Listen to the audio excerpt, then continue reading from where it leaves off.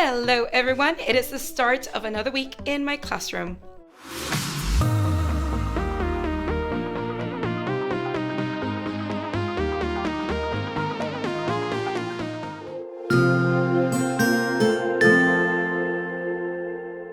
Welcome. If you're new to my channel, my name is Mariely Sanchez and I'm a 4th grade teacher in South Florida. Today is Monday, October 30th, 2023. It is the end of the day and I survived. It was pretty good this morning and then it just kind of got a little bit chaotic towards the end. I had a student injure herself in the classroom. She started bleeding from her eyebrow, had to fill out an accident report, had to contact the parent. She's fine. But it's like, different things happening. But those are things that happen from time to time. And because I have been leaving late for the past 2 weeks, I'm not going to do that this week. It is right now 4:10. I said I would be out of here by 4. I got sidetracked doing something, but I'm going to film this clip. And as soon as I finish filming this clip, I'm going to gather my things and go because that can wait for sure. Plus, I need to continue resting my voice and all that. This morning when my students came in, they started with their Smart Start activity. So let me start by showing that to you as I tell you how our day went. So this was our Smart Start slide for this morning. Students were basically working on their vocabulary in their reading writing companions and making sure they went over the antonyms section. This is what that page looks like in my teacher edition, which is on my iPad right now. So students just have their words and then they have questions that they answer and then have a little box here that goes over our current vocabulary skill. Then we went ahead and read Ranita, the Frog Princess, which is a play. I read it acting out all the parts, and then we read it a second time, having different students act out the parts, which was a lot of fun. And then the students went over how the setting contributes to the plot. That was a page in their reading writing companion, and I just put it on a PowerPoint slide because I love how I can use my Promethean board and the annotation tools for PowerPoint to just write on the slide itself. And I can then save the writing so that we can refer to it from time to time. Then it was time for writing. And for writing, the students added the prompt to their writing notebooks. We did this in both classes, so I don't have to show it again for my afternoon class. So they analyzed the prompt and they answered the APT, audience purpose task. Next, we're going to finish reading all the sources and annotated them. That'll happen tomorrow.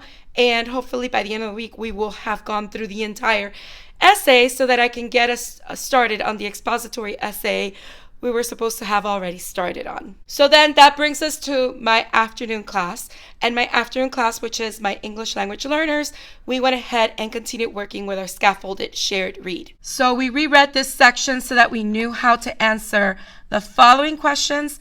And then we read this chunked text and answered the next questions. And read this chunked text and answered the next set of questions. And this is where we stopped. Because tomorrow we're going to go ahead and read this part and finish off the rest of the passage. So that's basically what we ended up doing for today in both classes. And I had a nice parent come by and drop me off this amazing electric kettle. I've been wanting to have an electric kettle for my classroom so I can brew some tea because I need it. And this is how it looks. Look how beautiful this is. I did leave this on. I do have to wash it.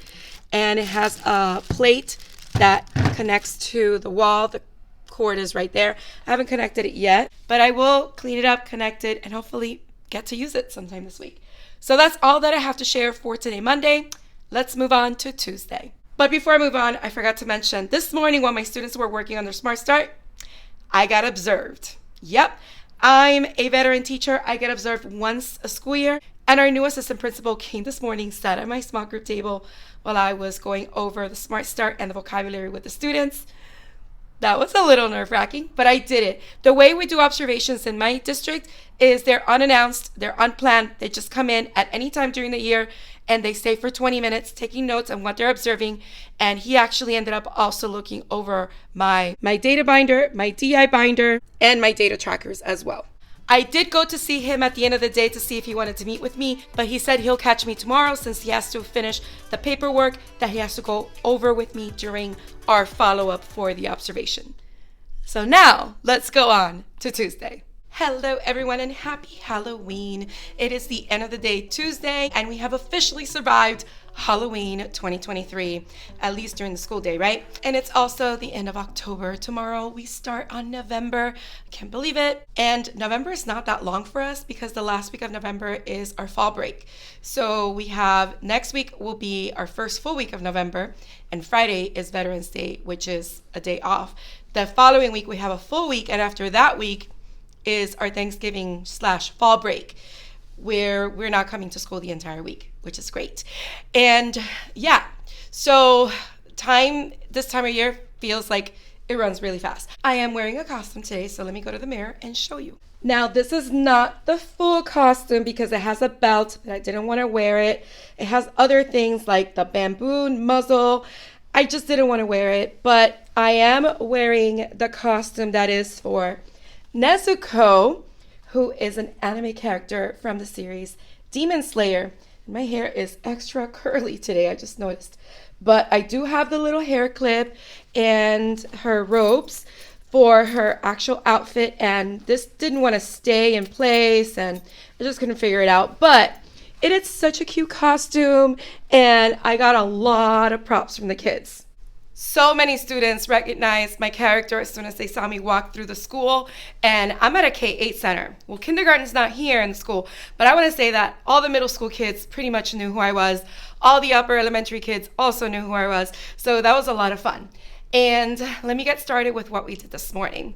So I started today with my Block 1, which is my English language learners, and I ended the day with my advanced group. So let me go ahead and show you what we did today. This morning, my Block 2 went over our vocabulary words that we started going over yesterday, and then they completed a matching activity where they had to match the word with the definition.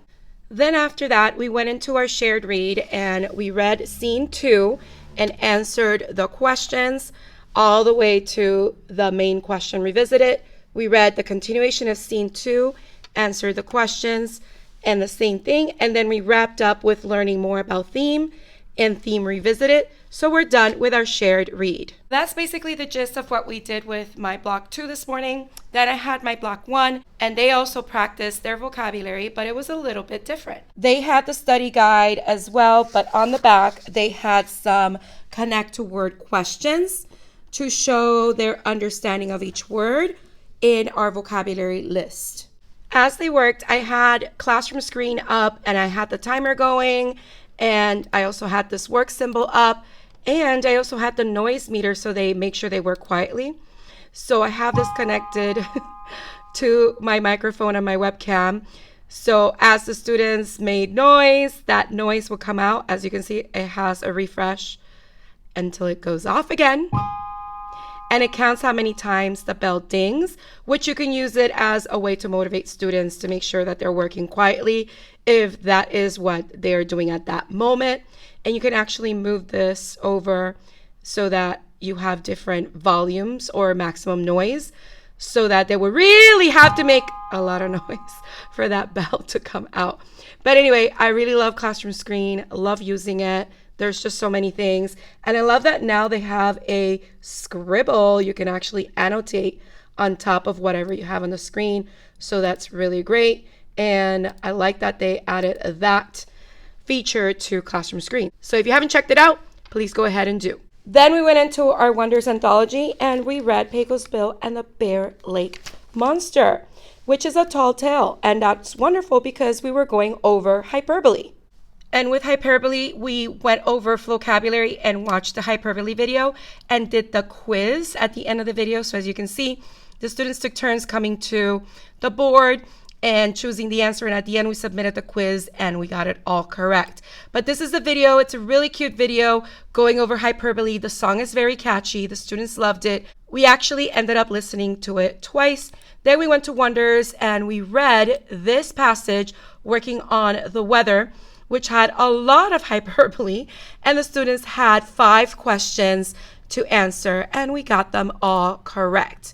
So that was a little bit of what we did this afternoon as well. Or I should say the chunk of what we did this afternoon. So tomorrow I actually have a really nice, fun review for them, because on Thursday they take their Wonders test. And tomorrow is also the day after Halloween. So a lot of them, hopefully they're not going to eat too much candy tonight. But it is the day after Halloween. So I know that they might be tired or they might be energetic. Whatever the case, I have prepared an escape room that I want them to do, which is an escape room that I did years ago with my students. And I'm doing it again since this is the unit that it comes from. So I currently have my room set up this way, but I'm about to put all the teams into clusters so that each team has the desks facing each other. You'll see once I set it up, and they can talk to each other and work together. The escape room it will be for 6 different teams that I have. So I have 6 different envelopes, one for each Minecraft team. So we have the Diamond Scholars, the Gold Achievers, the Iron Thinkers, Redstone Innovators, Emerald Leaders, and Lapis Dreamers. I didn't have another color blue, so I'm just using purple for that team. So they'll have lock number 1. And for lock number 1, they're going to have to match each of these different features or elements of drama with what they are. And once they put the numbers in the correct place, they'll have this number, which is the code that they need to unlock this particular lock, the first lock. Students will then log that code right here, and then they can go to the second lock. So for the second lock, which is my yellow papers here, they're going to focus on theme. So they're going to read the directions, answer the questions, put their letter answer here, and they're going to use those letters to unscramble them and solve this riddle, which they will also record on the recording sheet. The recording sheet continues in the back because there are 2 more locks. Lock number 3 focuses on hyperbole based on the Pecos Bill and the Bear Lake Monster, which we read today. So they will read the different paragraphs from the story, and they will select the letter before the sentence that shows the hyperbole. They'll put all those letters there, and they will use the letters to complete this sentence right here, which is also on their code collector. Then they will move on to lock number 4, which focuses on antonyms. I'm basing it on the passage, The Dragon Problem, which I just realized I need to make a copy of. So once they look at the passage, there were only these antonyms that I found. So these are the antonyms, and again, they have another number code. Once they put them in the correct place, they will put that code there, and they have escaped the monsters. I called it Escape the Monsters because the Dragon Problem talks about a dragon, which is a type of monster, and the Pecos Bill and the Bear Lake Monster also talks about a monster. So each team has 4 envelopes. Each envelope will represent each lock, and I also have some labels for the envelopes. These are the labels for the envelopes, so they have lock 1, 2, 3, and 4, and I made enough so that each team has those for their envelopes. So all of this I created myself based on those 2 passages that we read in Wonders, and I can't wait for the students to engage with it tomorrow. I'm going to work on setting up all the envelopes right now, and I'll show you how they look in the end, but you basically have the gist of what are the activities that the students are going to be working on. So that is what they're going to be doing tomorrow to prepare them for the test on Thursday, and then after they're done with that, we're going to continue with our writing. And with my block 2, they are going to look back at the Ranita story that I read to them yesterday, and they're going to complete a frog craftivity where they have to identify the theme of Ranita, the frog princess. So let me go ahead and take a break so I can cut these papers out, and I'll check back with you in a little bit. All right, just finished putting all the elements of the escape room together and rearranging the desks so that it is in clusters. It looks like 2 long tables because I have 26 desks in here, but check it out. So I have the teams here. So there's 3 teams here, and there's 3 teams over here. This is how it'll look when I put everything out. So they have their code collector, the passage, the dragon problem, lock 1, 2, 3, and 4, and each team will have a different color envelope to represent the team that they are on. As I've shown you guys before, these are Minecraft themed team names. So everything is now ready to go for tomorrow. I have the rest of the team envelopes here ready to go and the rest of the copies here so I can pass it out tomorrow. So that's it for today. I will see you in a few short seconds for tomorrow. It's the end of the day, Wednesday, and I wanted to go ahead and let you know how our day went before I grab my things and get going, because for some reason I'm really craving a Snicker bar. I had a fun size one a little while ago, but I want like the actual regular size Snicker bar, and I want to get it. So let's start with block 1. This morning, my block 1 worked on some reading comprehension questions to help them review the skills that we have been learning in this current unit, because tomorrow they're taking the test. These are the questions that my reading coach provides for me, but I went ahead and I retyped them on this sheet that is double-sided. So they go over all the 3 selections that we read for this particular unit. And as the students worked on it, I walked around and gave feedback. Then it was time for our escape room. So I passed out all the envelopes and the data collection or the code collection sheets along with the dragon problem play. And I had the students work in groups to go ahead and complete each puzzle. It took students about 25 or 20 to 30 minutes, and they had a lot of fun. They were like, oh my gosh, this is amazing. Can we do things like this again? And I'm looking forward to making some more escape rooms in the future. I did tell them that next week we have a STEM night on Wednesday, and I will be doing another escape room. This one is for math with their teacher, their math and science teacher, which is my co-teacher. So I told them if you'd like to try another escape room, you can come on STEM night next week. So then they started working together. They went through lock 1, trying to figure out where each piece went on the sheet in order to unveil the code. They then moved on to lock 2, answering the different questions. Then lock 3, more questions. This time they were identifying sentences that had a hyperbole. And finally, lock 4, which was a very easy one where they had to locate the antonyms for each word. That was from the play The Dragon Problem. Had a great time, and that was the end for block 1. For my block 2 this afternoon, we started by rereading Ranita the Frog Princess, and I translated some of it as well to my Spanish-speaking students. And then we found the theme, and then clues to unveil the theme. Then we used that graphic organizer, which, let me show you. So here's that graphic organizer. So we found the different clues that would unveil the theme, and then answer the question on how the actions of Vieja Sabia help determine the theme. So then they used this to then get an index card, and what I did is I gave them a frame to help them write the theme of the story. So the theme of Ranita the Frog is, this is shown when, Vieja Sabia helps determine the theme because. And then students use their completed index card to glue it on a frog template, which is right here. And this is something I've created in the past. So they glued their index card. It perfectly fits right on there. They decorate their frog. This is the frog's eyes. We have a little crown because it could be Ranita the Princess or Felipe the Frog Prince. And these are the little hands that they cut out, that they glue on the corner of the index card. So it shows as if the frog is holding the index card. Here is my completed version of that activity. So you can see how cute it looks, and the students are absolutely loving it.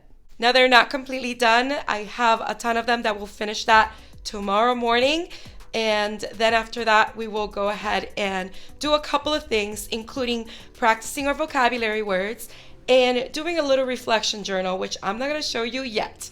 I will show you tomorrow. I just finished creating it, but I will show you the reflection journal tomorrow.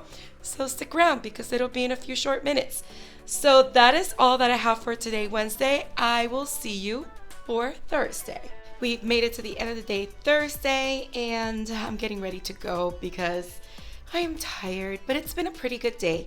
I started this morning with my block 2, and they had a Smart Start activity.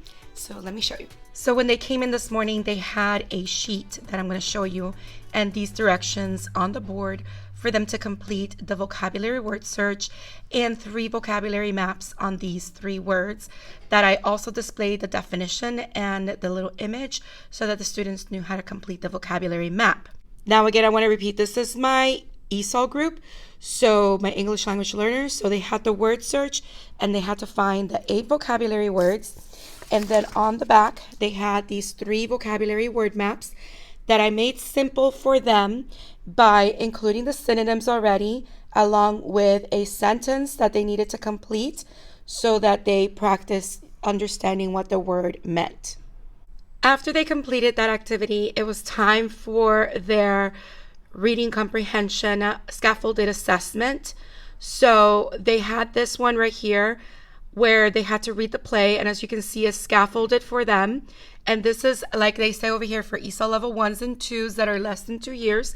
Some of my students are going to be more than 2 years soon. So starting in Unit 3, which is not until 2 weeks, they will start doing the regular assessment. So they have this one that has all the scaffolds. They needed to read this play, The Three Little Mice. And after reading the play, they had to answer 6 comprehension questions, which start over here.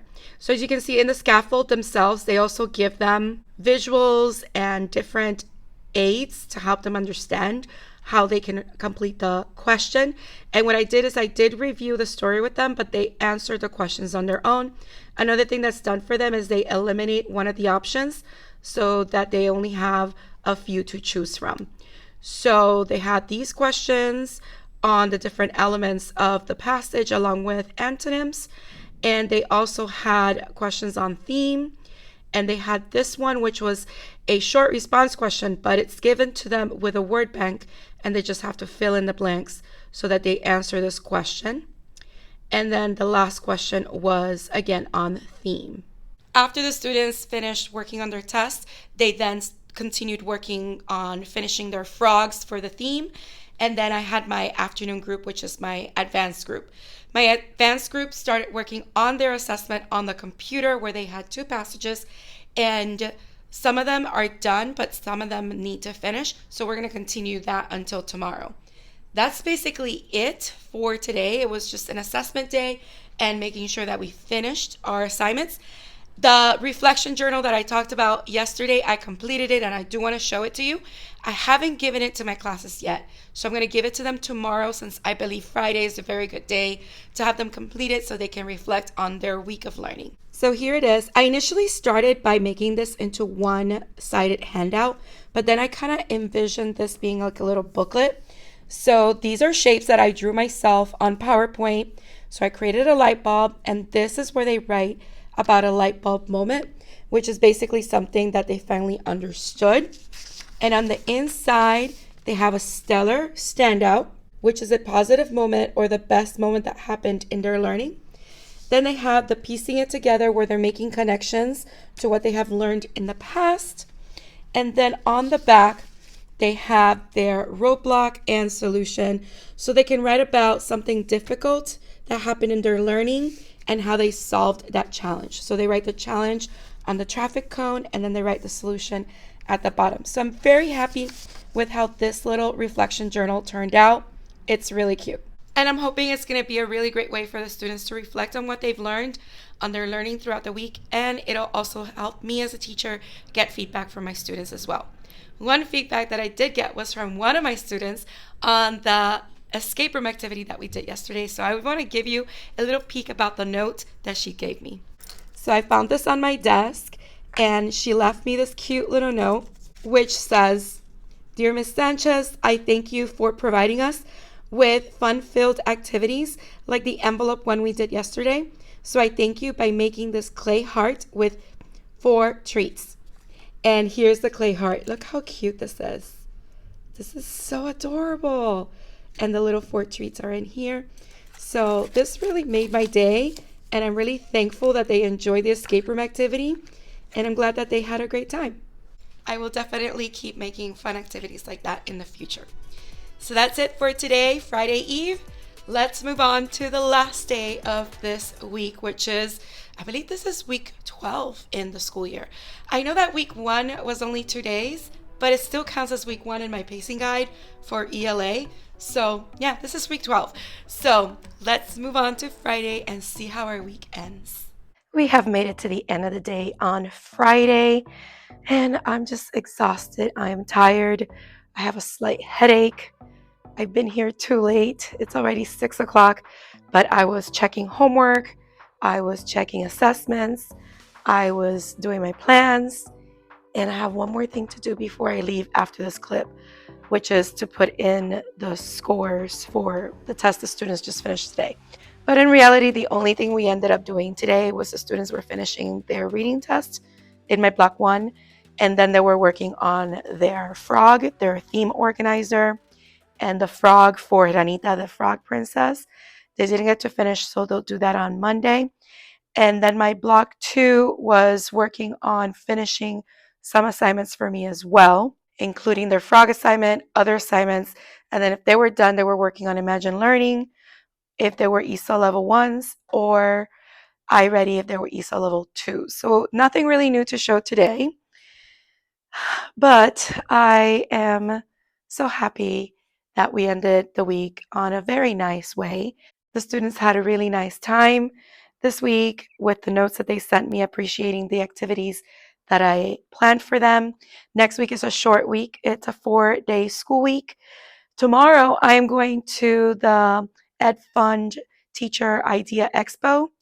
So I usually go every year and I usually vlog about it. I think I went last year and I vlogged about it and I didn't post it as part of my lost vlogs.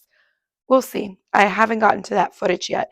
I'm little by little getting through all the classroom setup videos and slowly trying to catch up to where I am like a year ago. So since we're in November now, I want to go up to the November vlogs and then post a lost vlog plus a real in time vlog each week. And then I can start posting little mini tutorials on different ways that I use technology in my classroom.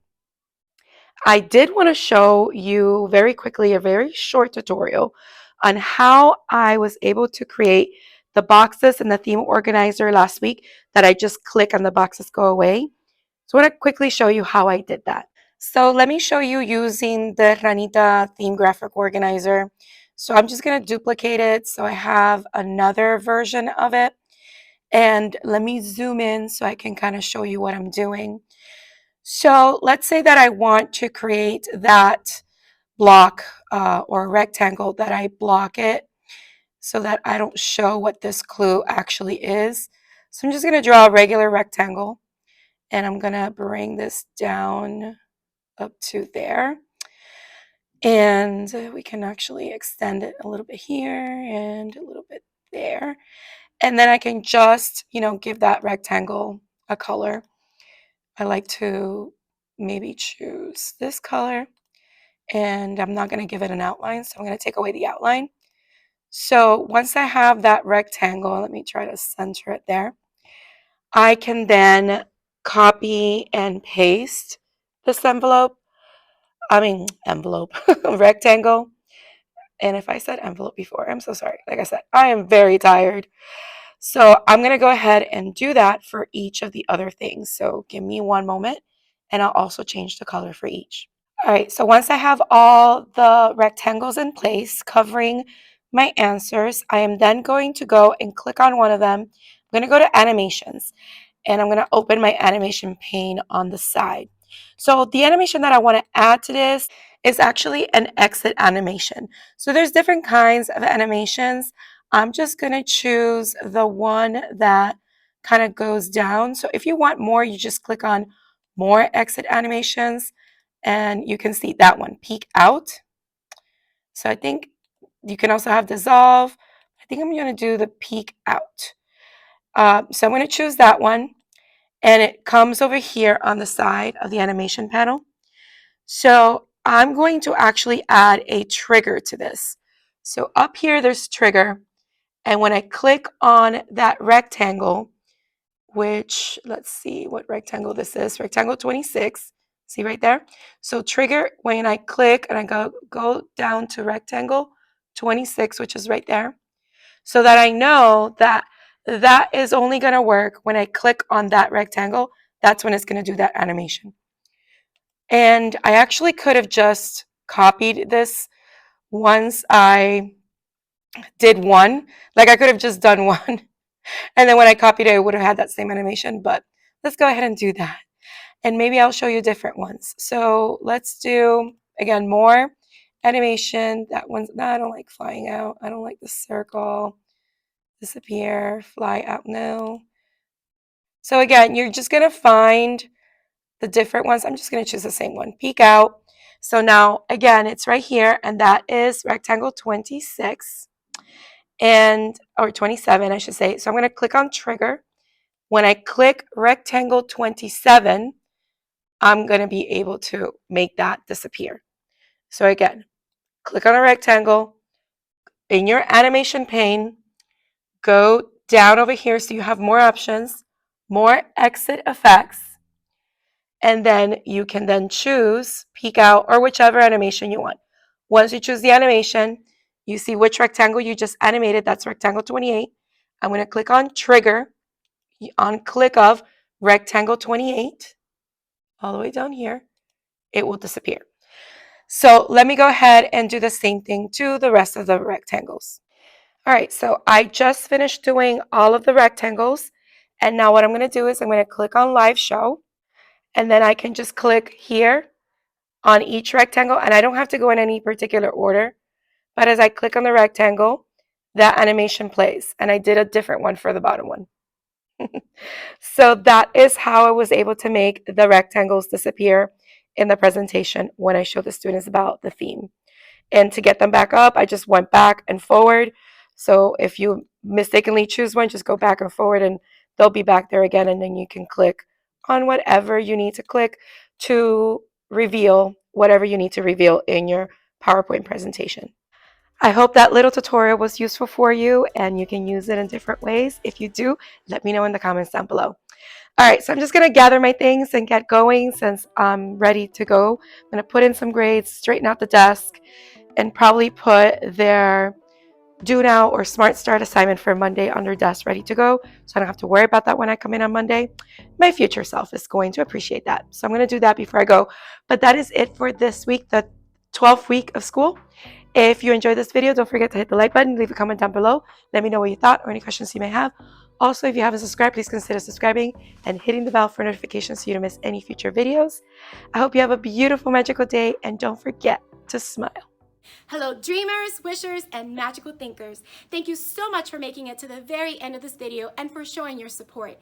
If you'd like to subscribe, you can do so by clicking on my picture down here. You can also check out my latest videos here and here. Don't forget to believe in the magic that's inside you because you are capable of great things. See you next time.